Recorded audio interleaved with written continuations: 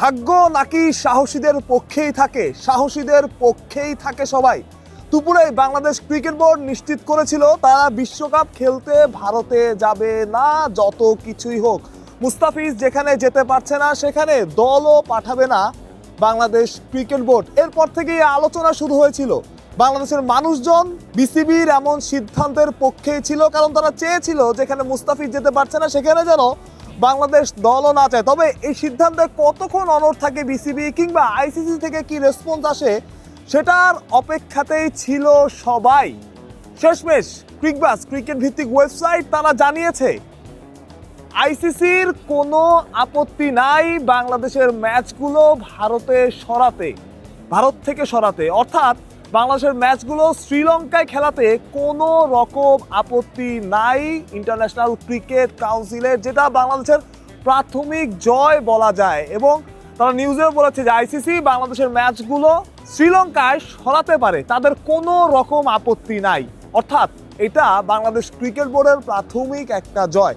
আমিনুল ইসলাম বুলবুল, যিনি বাংলাদেশ ক্রিকেট বোর্ডের সভাপতি, তিনি আইসিসিতে বহুদিন কাজ করেছেন, তারও এখানে একটা রোল হয়তো ছিল, কারণ তিনি জানেন আইসিসি কিভাবে কাজ করে, আইসিসির পলিসি কি, সব কিছুই তার ভালোভাবেই জানা আছে। এবং গতকাল কিন্তু বাংলাদেশ ক্রিকেট বোর্ড এর একটু সফট কর্নার ছিল এবং তারা বলছিল যে তারা হয়তো ভেন্যু সরানোর কথা বলবে না। বিভিন্ন মাধ্যম থেকে এরকম খবরগুলো ছড়িয়েছে, তারা হয়তো ভেন্যু সরানো এখন সম্ভব না। কিন্তু আজকে ঠিকই বাংলাদেশ সরকার থেকে যে কথাগুলো বলা হয়েছে, দিক নির্দেশনা দেওয়া হয়েছে, সেই সব কিছু বিবেচনায় নিয়ে এবং মুস্তাফিজের না যাওয়ার ইস্যুটা সামনে এনে বাংলাদেশ কিন্তু অফিসিয়ালি জানিয়ে দিয়েছে যে তারা বিশ্বকাপ খেলতে ভারতে যেতে চায় না, তারা বিশ্বকাপ খেলতে ভারতে যাবে না। তাদের ম্যাচগুলো যাতে অন্য কোনো ভেন্যুতে শিফট করা হয়, সেটা তো শ্রীলঙ্কা অবশ্যই পাকিস্তান যেমন খেলে আর কি, সেই সিদ্ধান্তে অনড় আছে বিসিবি। এবং এখন পর্যন্ত খবর ক্রিকবাস যেটা বলছে, বাংলাদেশের ম্যাচগুলো ভারত থেকে সরিয়ে নিতে শ্রীলঙ্কার আইসিসির কোনো রকম আপত্তি নেই। এবং শ্রীলঙ্কা তো অবশ্যই হোস্ট, তারাও চাইবে যাতে বেশি বেশি ম্যাচ হোক, আইসিসির কোনো রকম আপত্তি সেখানে নাই।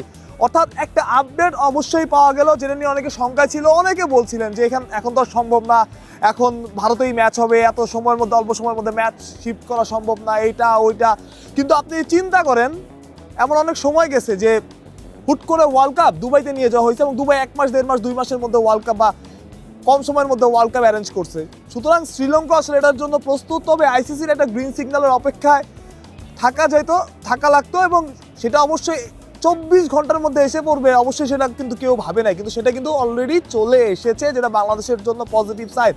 অর্থাৎ বাংলাদেশ একটা সবুজ সংকেত পেয়েছে। কিন্তু অবশ্যই বিশ্বকাপের আয়োজক বিসিসিআই কি করে, কি সিদ্ধান্ত নেয় এবং অন্য দলগুলো কি করে, এখানে কিন্তু একটা ভাবনার বিষয় আছে। সেটা হচ্ছে বাংলাদেশের প্রতিপক্ষ যারা, তাদেরও কিন্তু এখানে মতামতের প্রয়োজন আছে। যেহেতু ম্যাচগুলো সরিয়ে নেওয়া হবে অন্য জায়গায়, তারা ওইখানে খেলতে কতটা কমফোর্টেবল, তারা কি ওইখানে খেলবে কিনা, এই সব কিছুই কিন্তু তখন বিবেচনায় নেওয়া হবে। তবে প্রাথমিকভাবে বাংলাদেশের একটা জয় হয়েছে এবং ইতিবাচক একটা সাইন যে কোনো একটা বলার দিয়ে আমরা জানতে পেরেছি যে আইসিসির কোনো রকম আপত্তি নাই, যেটা ক্রিকবাস জানিয়েছে।